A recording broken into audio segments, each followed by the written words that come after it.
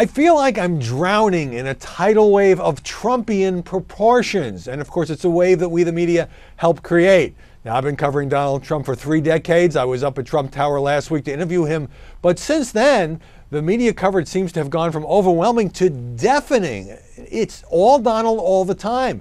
I had this feeling when I was watching the other day, Trump in a seemingly endless interview went on for more than half an hour with NBC's Katie Tur. They really went at it, and then he sat down with Anderson Cooper. I go on the web, I see all these Trump headlines.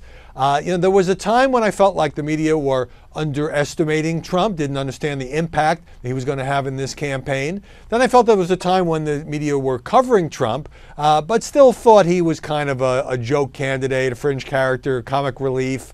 Not understanding the way in which he was really hijacking the debate. I don't mean that in a negative way. I mean that he wanted to talk about immigration and some other issues.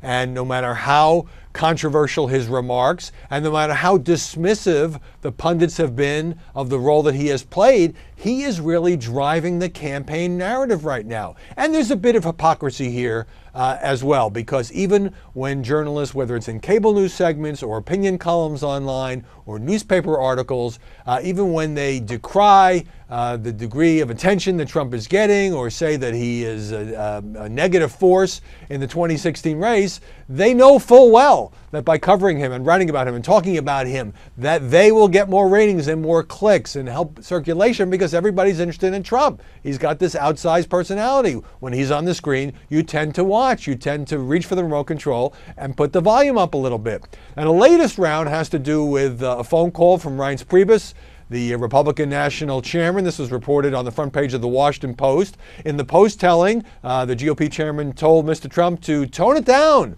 when it came to immigration, because Reince Priebus has been leading an effort ever since the 2012 defeat to try to make the GOP more acceptable to make more inroads with Latino voters.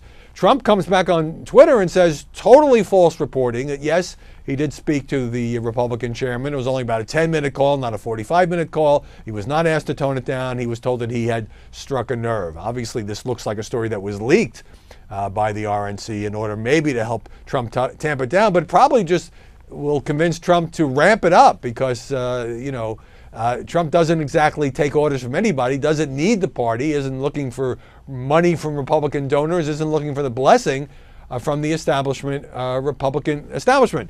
Now, I had the feeling for a while that it was the press that was ginning up this notion that Trump was the face of the Republican Party, that was asking every other candidate, Jeb, Marco, you name it, Rick Perry and others, Ted Cruz, well, how do you feel about what Donald Trump just said? But now it does seem that the GOP itself is worried about Trump being such a dominating voice and maybe becoming a symbol of the Republican Party, even though he's a guy who's given a lot of money to Democrats and for a while was a Democrat. So I don't know how long this wave, this tsunami is going to last, but as long as Trump is getting the attention, we're getting the ratings and the clicks, and other people feel the need to respond to Donald Trump just to get a headline, looks like it's not going away anytime soon.